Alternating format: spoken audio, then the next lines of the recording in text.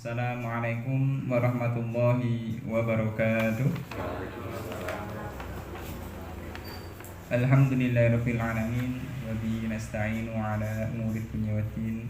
Wassalatu wassalamu ala asrofil anbiya'i wal mursalin nabiyina wa maulana Muhammadin wa ala alihi wa sahbihi wa man tabi'ahum bi ihsanin ila yaumiddin. Yang kami hormati beliau Al-Ustaz HM Arif Rahman LCMA, yang kami hormati Bapak Haji Umar Singgi selaku Ketua Pimpinan Ranting Muhammadiyah Panjenengan, dan pada para jamaah sekalian yang dimuliakan Allah Subhanahu wa taala. Marilah kita senantiasa bersyukur atas nikmat yang telah Allah berikan pada kita semua. Nikmat iman, Islam, kesempatan, kesehatan, yang mana dengan nikmat-nikmat tadi kita dapat bertemu kembali di dalam majelis ilmu yang semoga senantiasa dinaungi keberkahan oleh Allah Subhanahu wa taala. Salawat dan salam senantiasa kita sampaikan pada qudwah hasanah, teladan yang paling utama beliau Nabi Muhammad sallallahu alaihi wasallam, pada keluarga beliau, para sahabatnya, dan semoga kita dapat istiqomah menjalankan apa yang telah beliau ajarkan kita semua, dan itulah jalan yang terbaik, jalan keselamatan fid dunya wal akhirah. Para jamaah yang dimuliakan Allah Subhanahu wa taala, sebelum kajian Fastabiqul Khairat kita mulai, mari kita buka dengan bersama-sama membaca Al-Basmalah. Bismillahirrahmanirrahim. Jamaah yang dimuliakan Allah Subhanahu wa taala, pada pagi hari ini kajian Fastabiqul Khairat akan membahas mengenai amalan-amalan di bulan Zulhijjah yang akan disampaikan langsung oleh beliau Al-Ustaz Arif Rahman LCMA. Materi sudah disampaikan, monggo nanti bila ada yang perlu ditanyakan atau didiskusikan bisa disampaikan di akhir sesi. Sebelumnya, sambutan dari Ketua Pimpinan Ranting Muhammadiyah Panjenengan pada Bapak Haji Umar Singgi, sekaligus sebagai sahibul konsumsi pada pagi hari ini, kami persilakan. Assalamualaikum warahmatullahi wabarakatuh. Alhamdulillahirrahmanirrahim. Asyhadu an la ilaha illallah wa la syarika lah wa asyhadu anna Muhammadan abduhu wa rasuluh. Allahumma shalli wa sallim wa barik ala Muhammadin ibni Abdillah wa ala alihi wa sahbihi wa man tabi'ahum. Bapak-bapak, Ibu, para peserta, almarhum Ustadz Arif Rahman MA yang bareng rawuh,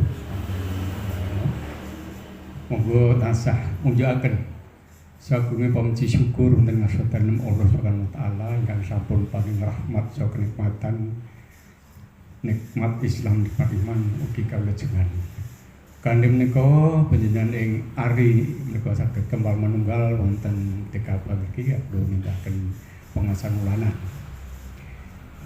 Boten kesupen salat-salat dumateng kita Rasulullah Muhammad sallallahu alaihi wasallam, dumateng keluarganipun, sahabatipun, saha dumateng sedaya ingkang nderek ajaranipun.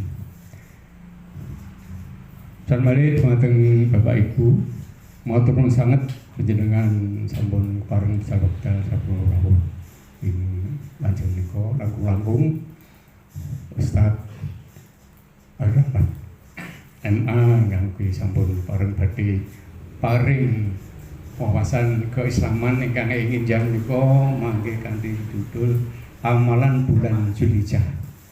Namun saderengipun nyuwun wekdal sedhik dhateng Ustaz Arif Rahman. Saya akan menyampaikan kepada ibu bapak yang ada ini sekedar selayang pandang di Masjid Al-Aqsa, Yerusalem, Palestina.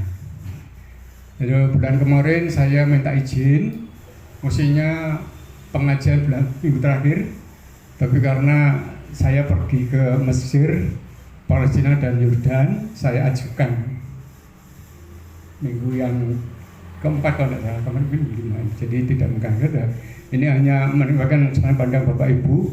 Jadi setelah saya dari Mesir sekian hari langsung ke Palestina, kalau di sana terkenalnya tidak boleh Palestina, bukan Israel. Jadi begitu saya menyeberang dari Mesir ke Palestina itu sudah semua bendera-bendera Israel semua, nggak ada bendera Palestina. Nah, terus ini hanya sekedar pandangan selamanya di sana. Jadi Bapak Ibu, penduduk di Palestina, terutama di Yerusalem, itu sangat kasihan, sangat kasihan. Jadi kehidupan itu biasa seperti hanya kasihan itu kalau mau ke Masjid Al-Aqsa, itu betul kasihan. Tidak bisa bebas kados penjen kula datang masjid itu enggak. Jadi sana itu yang misalnya ini masjidnya di sini, ada jalan besar beberapa jalan aja saya menuju ke masjid itu sudah ditutup portal. Di sana ada polisi tentara yang siap tembak. Dan semua itu. Jadi paling tidak satu jalur itu satu tempat antara 10 sampai 20 polisi dan tentara. Kemudian mendekati masjid ada pintu gerbang lagi. Pintu gerbang dari papan yang tingginya kurang lebih 3 meteran itu. Itu juga dijaga lagi. Jadi kalau di sana dibuka, sini belum dibuka, tetap tidak bisa masuk ke masjid, halaman masjid. Ya ini, jadi pengalaman itu subuh itu kurang 10 menit kira-kira. Baru pagar sana portalnya dibuka, kita masuk. Di sini masih belum dibuka, masih nunggu lagi. Jadi mendekati adzan baru dibuka. Setelah itu baru bisa masuk. Nah ini kasihan betul. Kasihan betul. Meskipun memang di Yerusalem keadaannya itu tenang, tidak gaduh lah seperti di jalur Gaza ya. Memang itu memang tempat apa? Oh ya namanya, ya. Ya itu ya, sering terjadi pergulaan di sana dan tepi baru ada kudan. Dan itu ada, tapi di Yerusalem itu kalau di sini biasanya orang mengatakan Yerusalem, tapi pemandu yang di sana itu mestinya Yerusalem. Jadi dari dua kota Yeru dan Salim.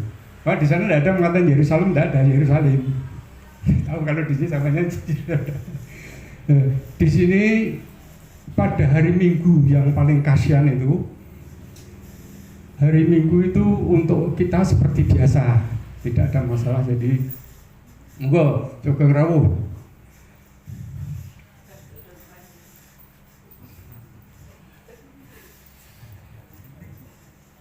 Enggak, keterangan enggak.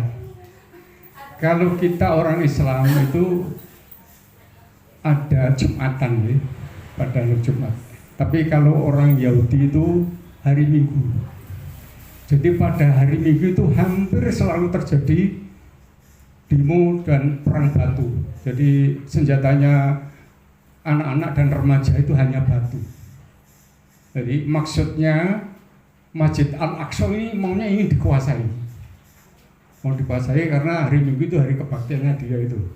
Kalau hari biasanya mau dikuasai. Jadi selalu dipertahankan oleh remaja-remaja dan anak-anak Muslim itu. Hanya senjata batu. Itu ini apa saya juga apa betul hoax apa betul. Saya kemarin tadi pagi masih belajar di internet itu di bawah terowongan Masjid Al-Aqsa itu digali, di bawahnya Masjid Al-Aqsa digali, batu-batu yang menempel di dinding itu sudah mulai jatuh. Ini betul apa tidak saya tidak tahu ya, yang saya baca di internet kemarin. Katanya tetap mau dikuasai. Jadi Masjid Al-Aqsa itu yang asli Masjid Al-Aqsa itu yang kubah kuning. Di situ ada batu yang besar sekali, besarnya sama kubah yang menutup. Nah itu yang dulunya untuk kiblatnya orang Islam sebelum diperintahkan Allah menghadap Ka'bah. Itu yang jadi rebutan. Di sana juga ada bangunan masjid lagi yang lebih besar. Itu mengukuri Masjid Al-Aqsa yang ada batunya itu. Karena ini sudah ada kiblat, di belakangnya aja ada masjid. Jadi Bapak Ibu sekalian, nanti mudah-mudahan umat Islam bisa bersatu, bisa segera mengusir Israel dari wilayah Masjid Al-Aqsa itu. Masyarakat Palestina yang ada di Yerusalem bisa bebas untuk masuk ke masjid menjalankan ibadah sholat. Saya kira itu tambahan sekedar selayang pandang, Ustaz.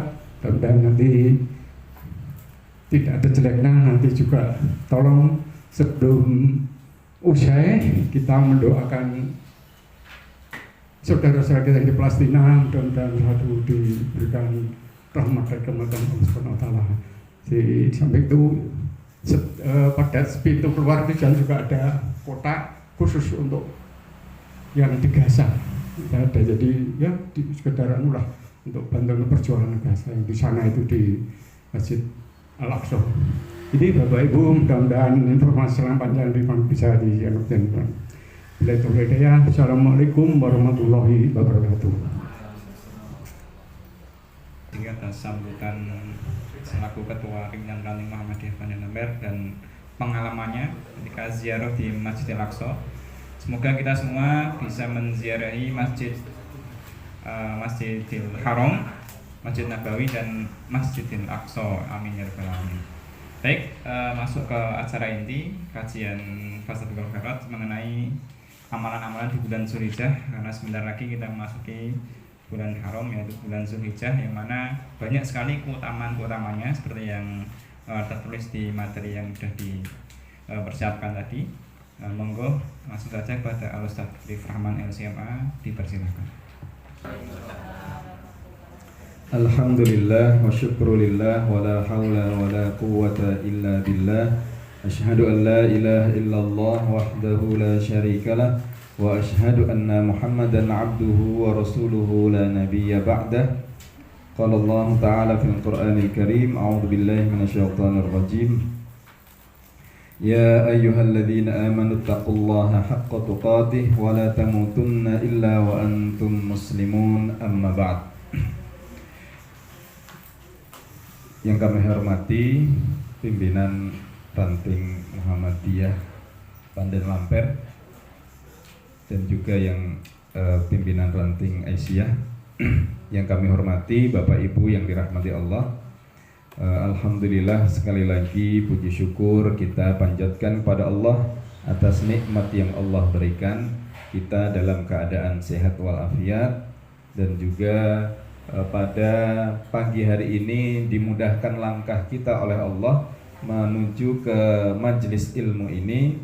Semoga apa yang kita lakukan diterima sebagai amal soleh dan dilipat gandakan oleh Allah, dan juga mendapatkan ridha dari Allah Subhanahu wa ta'ala. Kemudian salawat dan salam marilah kita sampaikan kepada Nabi kita Muhammad sallallahu alaihi wasallam, kepada para sahabat, keluarga dan seluruh pengikutnya. Bapak Ibu yang dirahmati Allah, akan kami sampaikan tentang amalan bulan Dzulhijjah. Ini kalau panjenengan sudah baca sebenarnya selesai. Jadi kita sudah berada di akhir bulan Dzulqa'dah, sebentar lagi masuk bulan Dzulhijjah. Tetapi sebelum kita bicara tentang bulan Dzulhijjah, kita perlu memahami bahwasanya bulan Dzulqa'dah, bulan Dzulhijjah dan bulan Muharram itu termasuk dari bulan-bulan yang dimuliakan oleh Allah Subhanahu wa ta'ala. Jadi di dalam Al-Quran, di dalam surat At-Taubah itu Allah sampaikan bahwasanya dalam setahun itu ada 12 bulan. Dan dari 12 bulan itu ada 4 bulan yang Allah muliakan. 3 berturut-turut dan 1 terpisah. Yang berturut-turut itu Dzulqa'dah, Dzulhijjah dan Muharram. Yang terpisah itu adalah bulan Rajab. Nah ini kalau kita melihat, jadi 4 bulan yang dimuliakan ini sebenarnya bukan sekedar tradisi dalam Islam. Sebelum Allah sampaikan tentang keutamaan beberapa bulan itu, 4 bulan tadi itu sudah dimuliakan oleh orang-orang Arab pada waktu itu. Jadi Bapak Ibu yang dirahmati Allah, orang Arab yang kita kenal dengan masyarakat jahiliyah, tetapi terkait dengan 4 bulan yang dimuliakan ini mereka sangat memuliakan. Karena di bulan ini, khususnya bulan Dzulhijjah, pelaksanaan ibadah haji sebagai ibadah yang ditinggalkan dari ajaran Nabi Ibrahim masih berlangsung. Jadi masih ada. Mereka menganggap ini adalah bulan yang mulia. Makanya uniknya begini, kalau mereka melakukan peperangan, jadi kan perang antar kabilah itu kan sering terjadi. Tapi begitu masuk bulan haram, berhenti gencatan senjata. Saking mereka itu menghormati, memuliakan bulan haram ini. Jadi gencatan senjata, selesai bulan haram perang lagi. Cuma kadang-kadang kalau pas puri, mereka itu pas senang-senangnya perang, lagi mungkin puncak-puncaknya, misalnya sudah sampai di bulan perangnya di bulan Syawal, sudah akhir Syawal belum selesai, mereka sudah tahu besok itu bulan Dzulqa'dah, bulan haram, nggak boleh perang.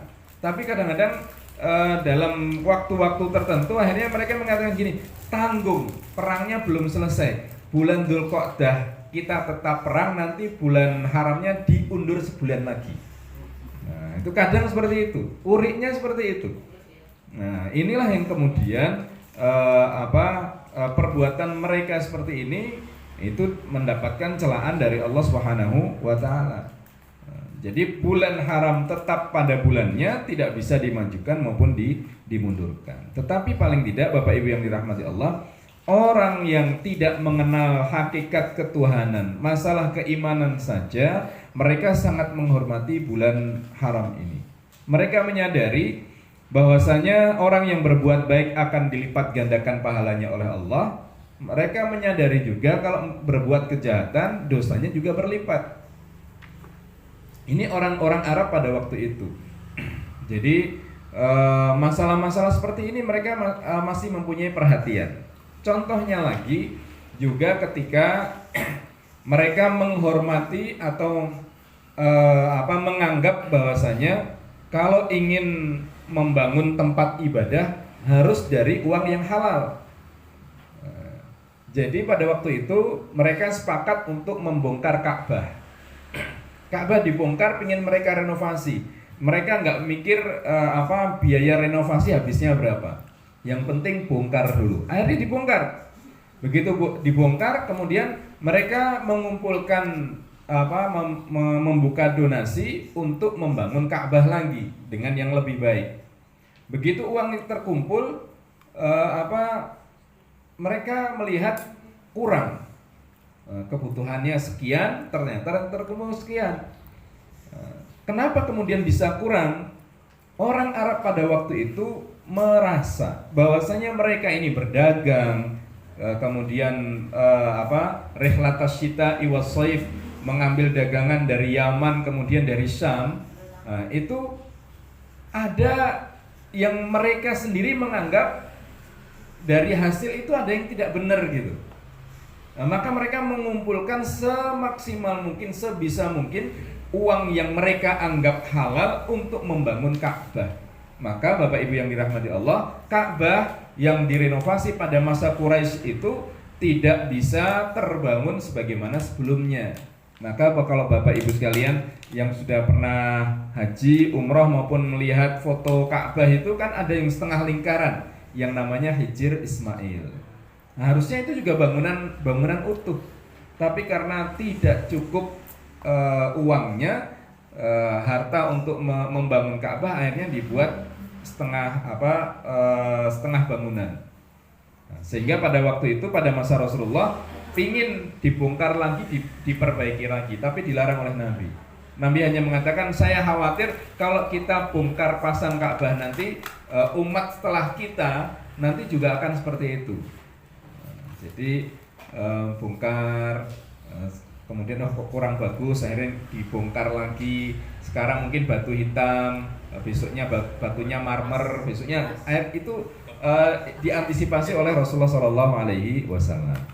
Bapak Ibu yang dirahmati Allah, nah itu orang jahiliyah. Perhatian mereka terhadap bulan-bulan ini, masya Allah luar biasa. Nah ini bulan haram ada 4 yang tadi kami sampaikan. Salah satunya adalah bulan Dzulhijjah. Nah, sekarang kita berada di bulan Dzulqa'dah, termasuk kita berada di bulan haram. Secara umum, ketika kita sudah masuk bulan haram itu, bulan yang dimuliakan itu, kita meningkatkan amal ibadah, amal soleh, dan menjauhi perbuatan yang tidak baik. Nah, sebagaimana tadi orang Arab begitu masuk bulan haram mereka kemudian melakukan gencatan senjata, tidak melakukan perang.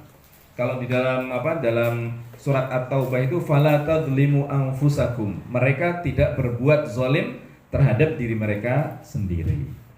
Nah, Bapak Ibu yang dirahmati Allah. Nah, kemudian setelah bulan Dzulqa'dah beberapa hari lagi kita masuk bulan Dzulhijjah.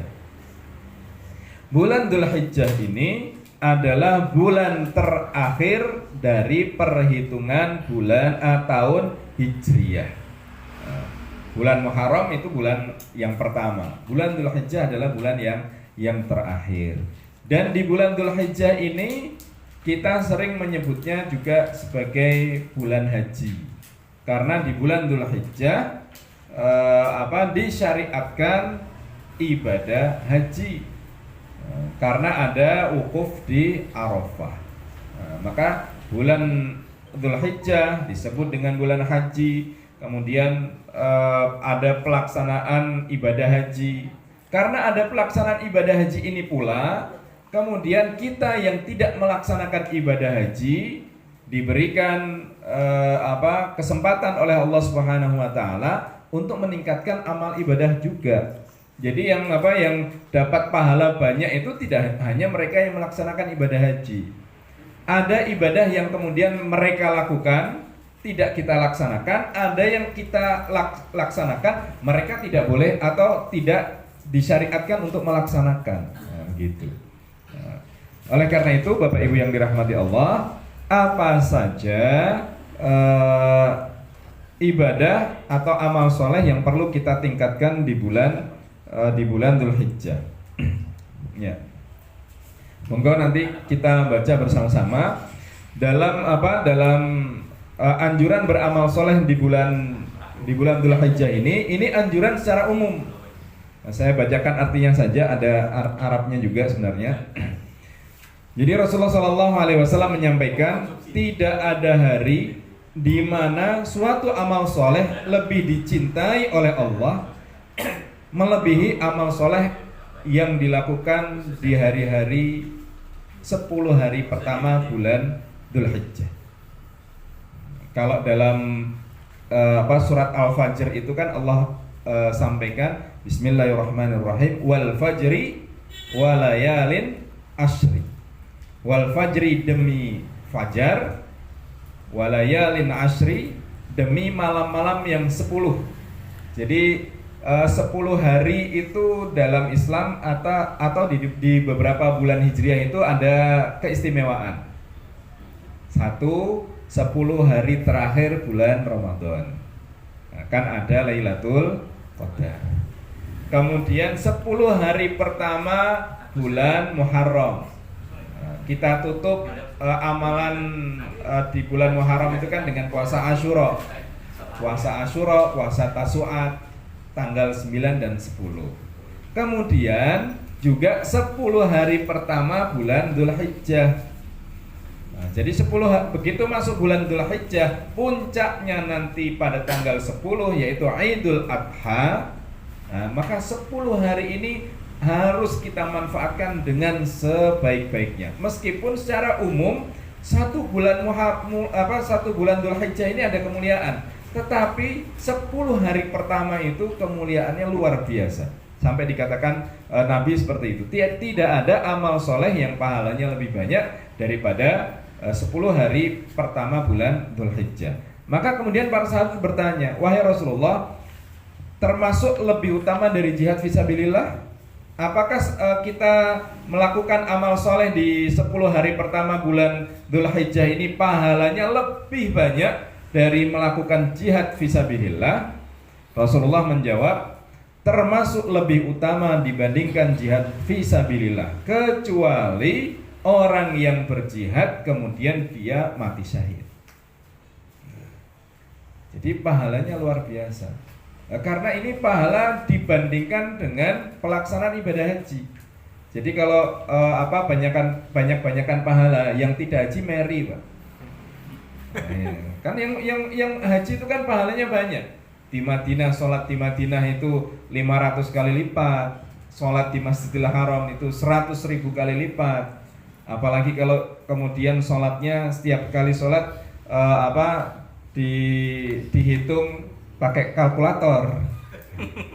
Sekali sholat 100.000, sholat yang kedua tak kali 2. Wah, itu banyak, surplus itu. Sampai kalkulatornya jebol nanti nggak bisa. Meskipun kemudian tadi beliau sampaikan ada 3 masjid Bapak Ibu. Nah, ini keluar dari ini sedikit. Ada 3 masjid, Rasulullah itu menyampaikan begini, la tusyaddur rihalu illa ila salasati masajid. Tidak diperkenankan untuk ngoyo mengumpulkan dana uang berziarah kecuali ke 3 masjid. Yang pertama Masjidil Haram, yang kedua Masjid Nabawi, dan yang ketiga adalah Masjidil Aqsa. Saya alhamdulillah itu berarti kalau sekarang sudah 13 tahun yang lalu, Pak. Nah, saya kesana, yang beliau sampaikan betul sama. Jadi Masjidil Haram, Masjidil Aqsa itu berada di komplek kota yang namanya Al-Quds. Kalau kita menyebutnya Kudus. Kudus itu kalau bahasa Arabnya Al-Quds. Nah, itu kotanya itu berada di benteng. Ada benteng pertama, kemudian ada benteng kedua sebelum masuk masjid. Benteng pertama itu ya seperti benteng besar itu, tingginya mungkin 10-15 meter. Nah, kita masuk pertama situ lorong-lorong. Saya pertama kali sholat ke Masjidil Aqsa itu sholat subuh, Pak. Nah, itu karena kita agak terlambat. Itu masuk lorong juga ngeri karena di lorong-lorong orang bersenjata, tentara bersenjata. Ini ditarik sidik itu kena. Mau nanya juga takut, sampai akhirnya ada bapak-bapak orang Palestina keluar dari rumah, baru kemudian saya berani nanya arah ke masjid mana. Akhirnya ikut beliau.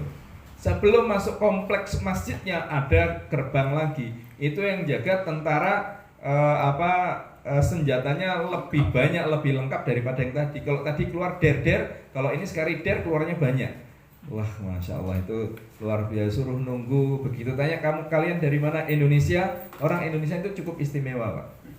Jadi Indonesia itu salah satu negara yang ingin membuka hubungan diplomatik dengan Israel. Israel ingin membuka hubungan diplomatik itu Indonesia, sampai sekarang nggak jadi, nggak mau Indonesia. Kalau jadi maka paspor itu akan terstem visa Israel. Tapi Indonesia tidak. Paspornya karena tidak ada hubungan diplomatik, paspornya tidak boleh di stem apapun di imigrasi Israel. Maka visanya bentuknya kertas nih, Pak. Jadi tidak boleh di stem di paspor, nggak boleh. Ya, kertas kecil, betul. Nah, itu masuk. Nah, kebetulan waktu saya berangkat itu pas hari kedua kita sholat asar, ada insiden tembak-tembakan. Wah, itu jamaah takut, ibu-ibu pada nangis, lari-lari. Jadi kalau di sana ada insiden, mereka larinya ke masjid. Karena kita nggak tahu, kita pas keluar masjid akhirnya lari, disuruh ke masjid, kita juga bingung. Tapi akhirnya ada orang yang kemudian nyebrangkan kita. Tapi ibu-ibu saya minta maghrib, isya ke masjid pada nggak mau, tuh takut. Jadi memang luar biasa sana, kondisi mencekam. Ya, kita kembali ke sini lagi. Nah, kemudian itu kemuliaan bulan Dzulhijjah. Amal soleh itu nilainya sangat besar sekali. Nah, kemudian amal soleh apa yang perlu kita lakukan di 10 hari pertama bulan Dzulhijjah? Yang pertama, ini urut saja, nanti yang selanjutnya nanti ada penjelasan. Yang pertama adalah puasa Arafah. Puasa Arafah yaitu puasa pada tanggal 9 Dzulhijjah. Puasa Arafah ini disunnahkan bagi mereka yang tidak melaksanakan ibadah haji. Orang yang melaksanakan ibadah haji malah tidak boleh melaksanakan puasa Arafah. Nah, maka disinilah kemudian di saat jamaah haji wukuf di Arafah, puncaknya haji, yang tidak melaksanakan ibadah haji melaksanakan puasa Arafah. Nah, jadi melaksanakan puasa Arafah. Karena puasa ini ibadah yang sangat spesifik, berbeda dengan ibadah yang lain. Nah, ini pahalanya apa puasa Arafah itu? Rasulullah Shallallahu Alaihi Wasallam bersabda, artinya puasa Arafah yaitu 9 Dzulhijjah dapat menghapuskan dosa setahun yang lalu, setahun ke belakang, dan setahun yang akan datang. Nah, jadi kita belum berbuat dosa, wis dihapus. Nah, itu luar biasanya puasa Arafah. Tapi ini Bapak Ibu, di sini yang dimaksud dosa yang dihapuskan adalah dosa-dosa kecil. Dan dosa kecil ini hubungan kita dengan Allah. Kalau dosa kita dengan sesama manusia akan dihapuskan ketika kita sudah menyelesaikan hak sesama manusia. Ya mohon maaf, minta maaf. Kalau kita sama Allah istighfar, berbuat baik, itu dihilangkan, dihapuskan. Tapi kalau dengan sesama manusia ya harus minta maaf. Nggak bisa kita berbuat salah kemudian minta maafnya sama Allah. Ya Allah, saya berbuat salah terhadap si fulan, saya mohon ampunan kepadamu. Boleh, tetapi hubungan kita dengan si A tetap harus diselesaikan sesuai dengan keberadaan kita sebagai manusia. Ya minta maaf. Kemudian kalau utang ya dibayar.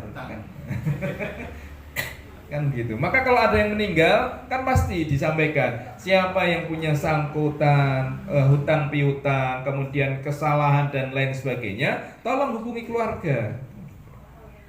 Nah, maka unik dulu ketika Umar bin Khattab setelah beliau ditikam di punggungnya, sakit menjelang beliau meninggal, beliau kumpulkan keluarganya. Beliau mengatakan beliau sebagai khalifah itu, seandainya Umar meninggal dan ada hutang, maka hutang diambilkan dari hartanya Umar. Kalau hartanya Umar tidak cukup, diambilkan dari anak-anaknya Umar. Kalau hutangnya masih ada, anak-anaknya Umar tidak cukup untuk mengembalikan, maka diambilkan dari marga. Jadi Umar bin Khattab itu marganya Al-Adawi, dari kabilahnya, sampai seperti itu. Karena kekhawatiran ibadahnya baik, tetapi ada sangkut paut dengan orang lain. Ini kemudian puasa Asyura akan menghapuskan dosa setahun yang lalu. Maka puasa Arafah ini perlu mendapat perhatian kita bersama. Terus kapan? 9 Dzulhijjah. Ada kemungkinan saat penentuan 1 Dzulhijjah ini berbeda. Yang kita pegang adalah kapan kita melihat tanggal 1 itu. Kalau kemudian kita meyakini tanggal 1 ini, ya sudah, berarti tanggal 9 kita puasa. Tidak perlu kemudian Mekah belum puasa, kan mataharinya duluan sini, nggak apa-apa duluan. Yang penting tanggal 9 Dzulhijjah. Ini yang pertama.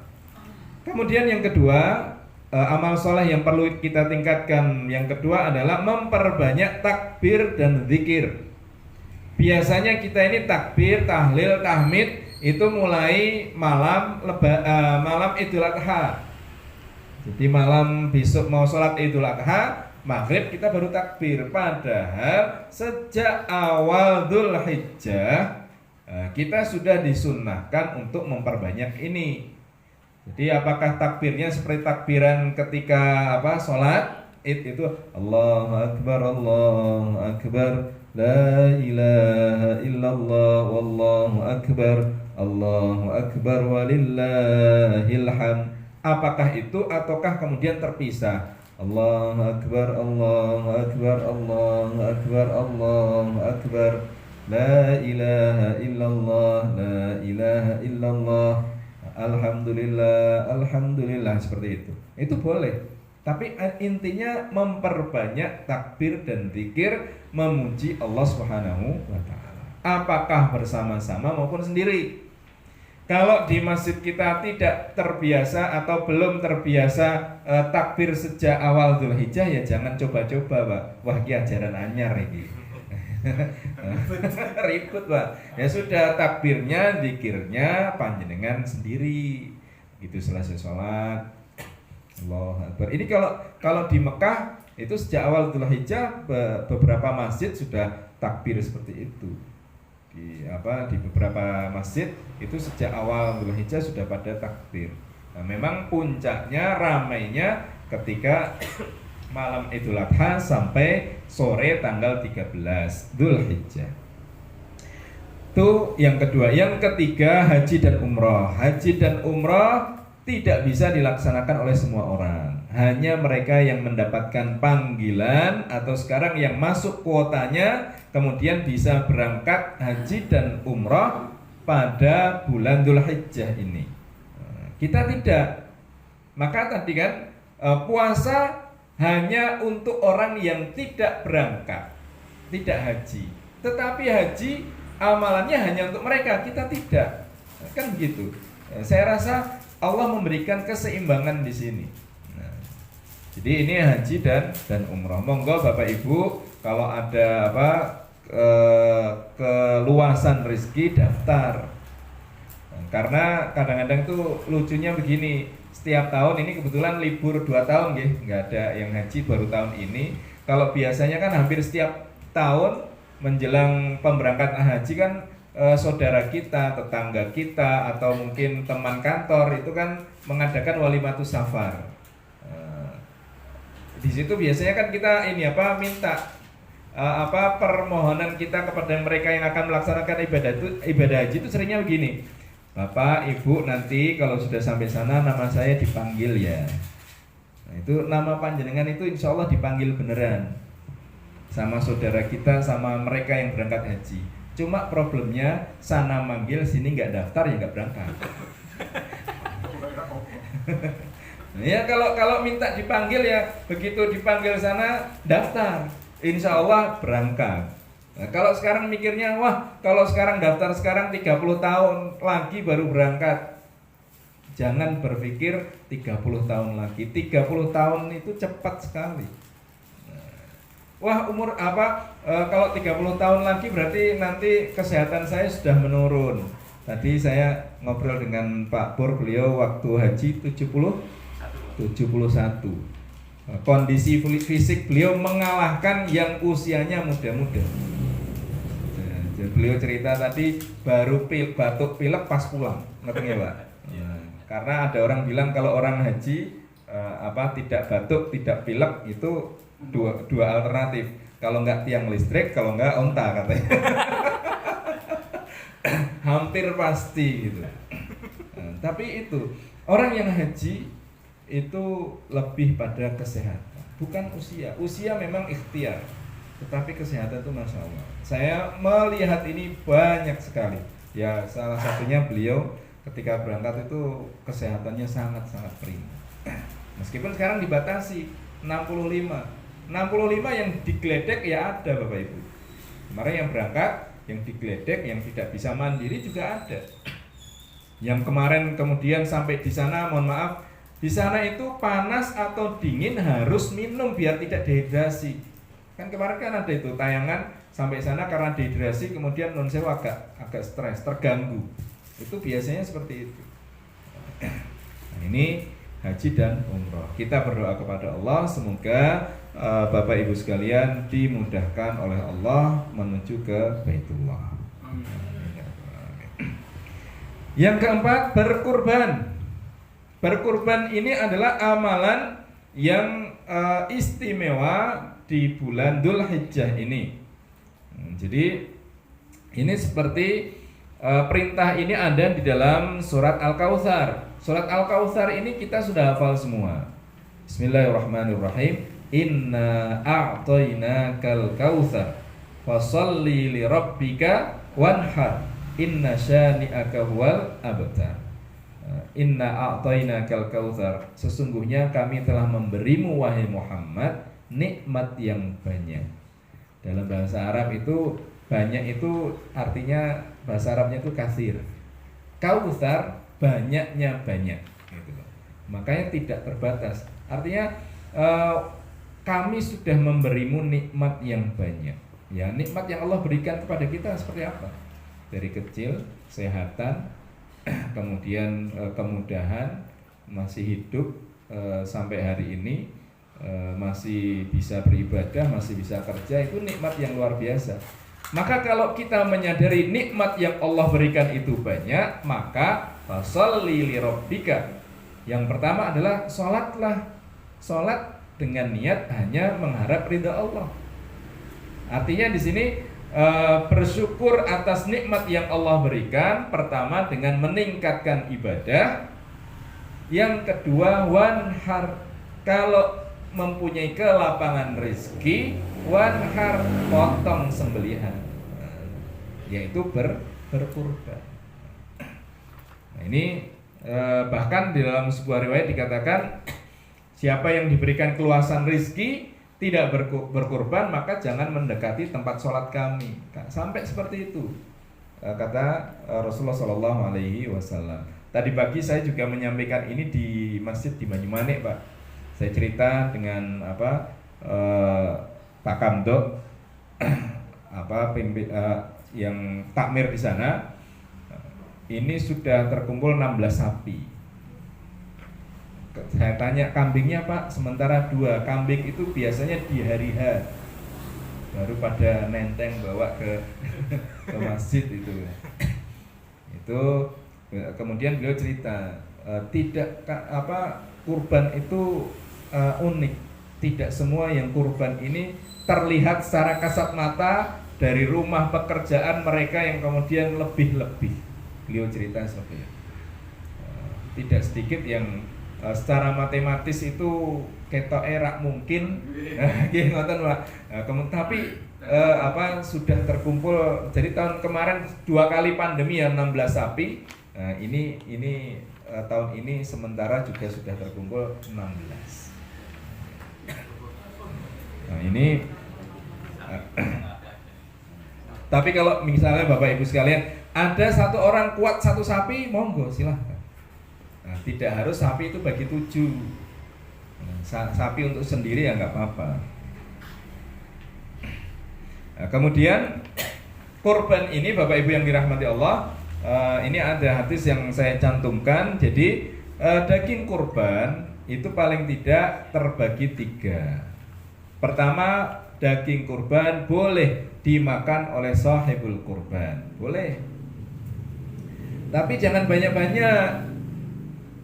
Jadi jangan banyak-banyak mintanya, misalnya satu sapi per orang dapat sekian, mintanya banyak, ya nggak boleh.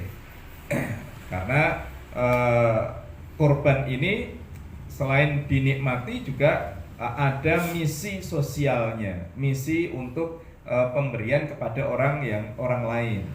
Maka selain dimakan, kemudian disedekahkan, diberikan kepada orang lain, dan yang ketiga disimpan. Disimpan ini maksudnya adalah agar daging kurban itu bisa mempunyai manfaat lebih lama. Ini saya promo sedikit dari Lazismu sudah beberapa tahun itu mempunyai program rendangmu. Nah, jadi diolah, kemudian awet bisa sampai 2 atau 3 tahun, sehingga ketika apalagi Indonesia ini negara bencana, sapi mungkin di Indonesia ini belum siap untuk menyimpan daging dalam bentuk daging, itu mungkin tidak siap karena membutuhkan tempat yang freezer yang banyak dan besar. Nah, maka rendangmu itu mungkin sebagai solusi. Nah, ini itu diantara cara menyimpan daging kurban. Kalau di Saudi sebenarnya kan perintahnya, kalau di Saudi mereka yang haji potong di tanah haram dan kemudian dibagi ke fakir miskin yang ada di tanah haram. Nah, padahal fakir miskin yang di tanah haram ada berapa? Jamaah haji ada 2-3 juta. Nah, maka kemudian daging itu kemudian dimasukkan freezer dan dibagi ke banyak negara yang membutuhkan. Negara konflik, kemudian negara yang kekeringan, yang membutuhkan, negara perang, termasuk Indonesia itu pernah dapat jatah daging kurban dari Arab Saudi dalam bentuk daging dari potong gede itu. Kalau saya dulu pernah dapat dari Australia waktu mahasiswa, pernah dapat bagian daging kambing satu kaki Pak, satu kaki tapi kambing Australia gede gitu. Ya mahasiswa kayak dagingnya, megi opo. Akhirnya kasih temen yang perempuan yang bisa masak, ya kita masak makan ya ini aja, tidak semua. Itu jadi ini manfaat dari berkurban. Nah ini yang kemudian bagaimana, seringkali pertanyaan begini, bagaimana kemudian yang latihan kurban? Jadi yang di TK, SD itu kan rata-rata latihan kurban. Latihan kurban. Nah, ketika sebenarnya yang juga penting juga dipahamkan, ketika latihan kurban itu sebenarnya kan tidak harus juga kembali ke anak-anak. Memang kalau bisa memang untuk dibagi atau diberikan kepada orang lain. Karena yang mengumpulkan kurban sekian dapatnya satu kambing, kemudian yang urunan ada 50 orang, semuanya minta plastikan, akhirnya kan kurang. Kalau dikasih sidik, mosok sidik, dikasih banyak, rak cukup.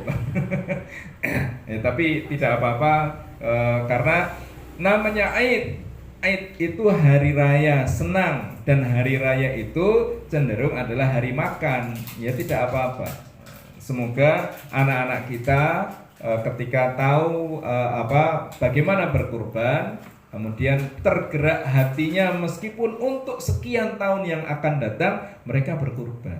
Kan pernah jadi Bapak Ibu kalau panjenengan masih ingat, ada salah satu kepala daerah itu malah melarang anak-anak melihat pemotongan kurban karena wah ini ngajari ngajari beleh wong. Jadi terlalu berpikir terlalu jauh karena mereka tidak tahu syariat dari kurban itu. Kita melihat kurban kan mendorong untuk berbagi, mendorong untuk mereka akan lakukan di kemudian hari. Ya. Itu kurban. Kemudian yang kelima, sholat Idul Adha. Sholat Idul Adha ini juga amalan di bulan Dzulhijjah khusus bagi mereka yang tidak melaksanakan ibadah haji. Yang melaksanakan ibadah haji tidak disunnahkan untuk mengikuti Idul Adha sholatnya. Nah, mereka sudah Id, mereka sudah Bahkan kalau mereka berada di Arafah atau di Mina pada hari Jumat, mereka juga tidak melaksanakan sholat Jumat. Gitu. Apalagi ini sholat Idul Adha. Nah, ini sholat Idul Adha keistimewaan bagi mereka yang tidak melaksanakan ibadah haji. Nah, kemudian Bapak Ibu yang dirahmati Allah, sebagaimana sholat Idul Fitri, semua anggota keluarga disunnahkan, dianjurkan untuk berbondong-bondong menuju ke tempat sholat, apakah di lapangan atau di masjid, sehingga meriah. Ini namanya Id, hari raya, semua meriah dan lain sebagainya ini. Nah, salah satu disunahkan adalah kalau Idul Adha ini sebelum sholat Id tidak disunahkan makan. Nah, kalau sholat Idul Fitri kan disunahkan sebelum berangkat ke sholat Id makan minum. Jangan sampai karena wis biasa poso terus. Padahal pada tanggal 1 Syawal diharamkan berpuasa. Kalau ini enggak, maka sholat Idul Adha itu juga lebih pagi. Nah, jadi lebih pagi, lebih cepat selesai, kemudian pulang bisa makan, kemudian segera melakukan penyembelihan. Hikmahnya di situ. Kemudian yang keempat, meningkatkan amal soleh. Meningkatkan amal soleh ini banyak ibadah sunnah, terutama Bapak Ibu, baca Quran, kemudian sholat sunnah, apakah duha, ataukah sholat qiyamul lail, ataukah sedekah, masuk dalam meningkatkan amal soleh ini. Baik ibadah yang terkait pribadi maupun kemudian kebaikan sosial lainnya. Dan yang ketujuh, menjauhi dosa dan kemaksiatan. Nah, ini yang 6 dan ketujuh ini sangat umum. Jadi semua bisa masuk dalam kategori yang keenam ketika itu perbuatan baik, maupun ketujuh ketika itu perbuatan yang tidak baik. Bapak Ibu yang dirahmati Allah, inilah yang saya rasa bisa kami sampaikan. Semoga bisa difahami dan lebih lagi bisa kita amalkan nanti pada 10 hari di bulan Dzulhijjah. Nah, ini kemudian sebelum saya akhiri, di masjid yang tadi pagi saya ngisi itu ada ini Pak. Jadi mereka punya kegiatan hari ini pagi ini karena itu masjidnya RW, potong rambut gratis di masjid. Akhirnya kemudian setelah saya dengar itu langsung kemudian saya sampaikan, ini menarik ini. Karena bagi sahibul kurban yang akan berkurban itu kan tidak boleh mulai 1 Dzulhijjah sampai nanti kambingnya atau sapinya disembelih, disunahkan tidak motong kuku, kemudian tidak potong rambut bagi yang berkurban. Ini khususnya laki-laki, kalau perempuan potong rambut kan enggak, kecuali potong kuku. Tapi bagi yang laki-laki yang berkurban disunahkan selama 10 hari itu tidak potong rambut dan tidak potong kuku. Maka sebelumnya di hari terakhir bulan Dzulqa'dah potong rambut dulu kan gitu. Nah, ini beberapa sunnah terkait dengan kurban Idul Adha di bulan Dzulhijjah ini. Saya rasa ini yang dapat kami sampaikan. Monggo kalau masih ada waktu, ada pertanyaan, dipersilahkan. Monggo, ada yang ditanyakan mengenai materi?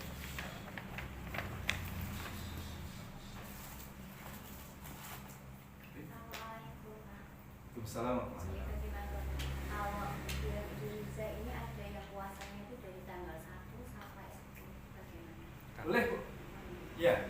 Jadi puasa dari tanggal 1 masuk dalam kategori amal soleh yang poin yang ke-6 itu. Boleh. Di tanggal 1, tanggal 2 itu puasa terus. Boleh.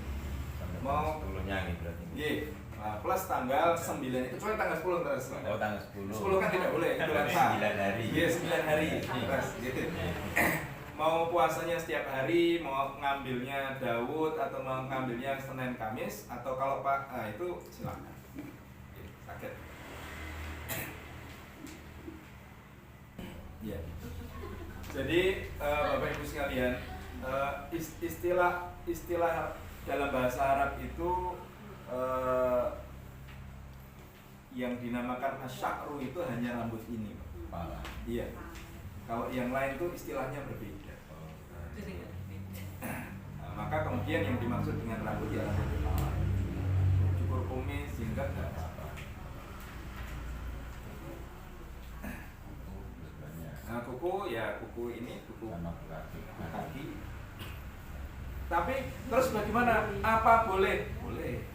Kalau bolehnya motong boleh, cuma kan tidak mendapatkan sunnahnya dan keutamaan tadi. Karena bukan wajib dan bukan haram. Pak, kalau mengadakan arisan kurban itu di tempat kita kan ada kurban, itu nggak apa-apa Pak? Nggak apa-apa, asal komitmen. Ya, kemudian jadi begini, yang ingin mengadakan arisan kurban sebenarnya seperti lembaga keuangan, Bu. Jadi kita kan tidak tahu usia. Karena ini kan arisannya itu kan berarti lintas tahun, bukan lintas bulan. Kalau ada 10 orang berarti bisa 5 tahun atau 10 tahun. Nah, maka mungkin perlu di situ ada perjanjian, seandainya ada yang meninggal, maka siapa yang akan melanjutkan. Jangan sampai kemudian wah aku kurang metu, besoknya lagi wah durung metu. Kok nek ana sing nanti aku berarti terakhir nggak tahu apa-apa. Jangan sampai seperti itu. Pertama 10 orang, 1 orang meninggal nggak ada yang melanjutkan, semakin berat. Tahu-tahu di tahun terakhir ada 4 yang meninggal, tinggal 5 orang. Cuma dapat setengah. Jadi itu saya rasa itu perlu ada sebuah perjanjian, keluarga tahu, sehingga ketika ada yang meninggal, yang meneruskan ada keluarga. Okay.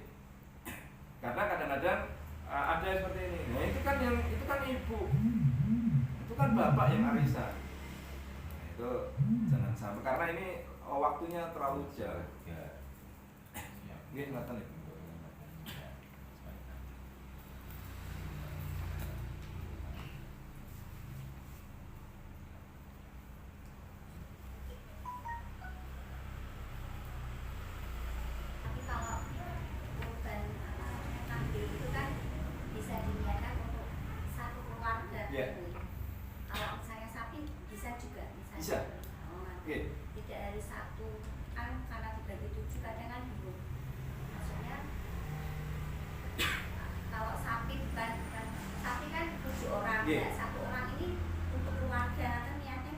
Boleh, maka kan nanti misalnya begini, misalnya sapi gitu datang, sapi atas nama sahibul kurban, bapak A, bapak B, keluarga A. Boleh.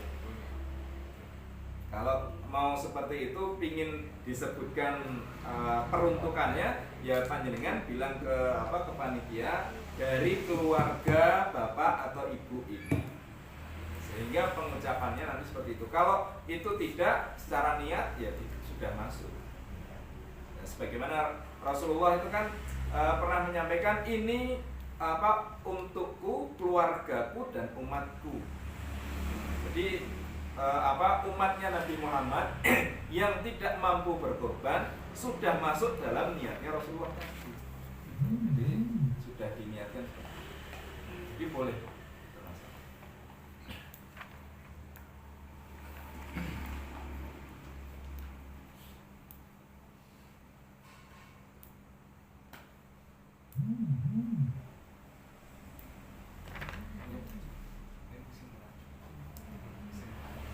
Kesimpulannya tinggal dibaca.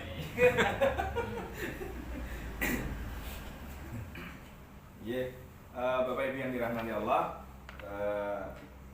ini adalah beberapa hal yang bisa kami sampaikan. Semuanya itu tidak akan berarti kecuali kita berusaha, berikhtiar untuk dapat menjalankan sesuai dengan kemampuan kita. Godaannya memang banyak, tetapi siapa yang mampu melaksanakan dan mengalahkan keinginan yang lain untuk tidak melaksanakan kebaikan ini, insya Allah akan mendapatkan derajat yang lebih tinggi di hadapan Allah Subhanahu wa Ta'ala. Nah, ini semoga kita semua diberikan kemudahan oleh Allah untuk bisa beribadah di bulan Dzulhijjah dengan baik, bisa bertemu dengan Idul Adha, kemudian bisa menikmati daging kurban, apakah yang kita keluarkan ataukah kemudian dari saudara-saudara kita, sebagai bentuk rasa syukur kita kepada Allah. Semoga Allah Subhanahu wa Ta'ala menambah nikmat dalam kehidupan kita, dan kita bersyukur dengan bentuk-bentuk yang tidak individualistik, tetapi memberikan manfaat kepada orang lain. Saya rasa ini yang dapat kami sampaikan. Kita tutup dengan berdoa kepada Allah Subhanahu wa Ta'ala. A'udzubillahi minasyaitonirrajim. Bismillahirrahmanirrahim. Alhamdulillahirabbil alamin hamdan yuwafi ni'amahu wa yukafi mazidah. Ya Rabbana lakal hamdu kama yanbaghi li jalali wajhikal karim wa li 'azimi sultanik. Allahumma shalli wa sallim ala nabiyyina Muhammadin wa ala alihi wa ashabihi wa sallim. Allahumma ighfir lana wa liwalidina warhamhum kama rabbawna shighara wa li jami'il muslimina wal muslimat wal mu'minina wal mu'minat al ahya'i minhum wal amwat innaka sami'un qaribun mujibud da'wat ya qadiyal hajat ya arhamar rahimin. Rabbana zalamna anfusana wa illam taghfir lana wa tarhamna lanakunanna minal khasirin. Allahumma inna nas'aluka ridhaka wal jannah wa na'udzubika min sakhatika wan nar. Rabbana atina fid dunya hasanah wa fil akhirati hasanah wa qina adzaban nar. Walhamdulillahi rabbil alamin. Assalamualaikum warahmatullahi wabarakatuh. Demikian tadi kajian Fastabiqul Khairat mengenai amalan-amalan di bulan Zulhijjah yang disampaikan oleh Ustadz Arif Rahman LCMA. Semoga kita dapat memahami, mengamalkan, mempraktikkan, dan menyampaikan pada saudara-saudara kita. Baik para jemaah sekalian, sebelum kita akhiri ada informasi keuangan. Bahwasanya infak yang terkumpul pada pengajian pagi hari ini sejumlah Rp329.000. Terima kasih dari doa jazakumullah khairan katsir. Semoga Allah memberikan balasan yang terbaik bagi kita semua yang telah beramal kebaikan pada pagi hari ini. Para jemaah sekalian, ada informasi sedikit mengenai kurban. Bahwasanya Lazismu kantor layanan Gayam Sari akan melaksanakan penyembelihan hewan kurban, yang mana untuk harga hewan kurban tersebut, harga kambing Rp3.250.000 sudah termasuk biaya operasional. Kurban sapi satu ekornya Rp22.750.000 sudah termasuk biaya operasional. Harga sapi sepertujuh Rp3.250.000 sudah termasuk biaya operasional. Monggo bagi Bapak Ibu yang mempersiapkan ibadah kurban bisa dilaksanakan melalui kantor layanan Lazismu Gayam Sari. Untuk alamatnya di Masjid Taqwa Al Mukarramah, Jalan Medo Suruni nomor 24 Sambrijo, Kecamatan Gayam Sari. Demikian informasi tambahan dari kami. Mari kita akhiri kajian pada pagi hari ini dengan sama-sama membaca hamdalah. Alhamdulillahirabbil alamin. Sekian, sampai bertemu di bulan depan. Nasrun minallah wa fathun qarib. Assalamualaikum warahmatullahi wabarakatuh.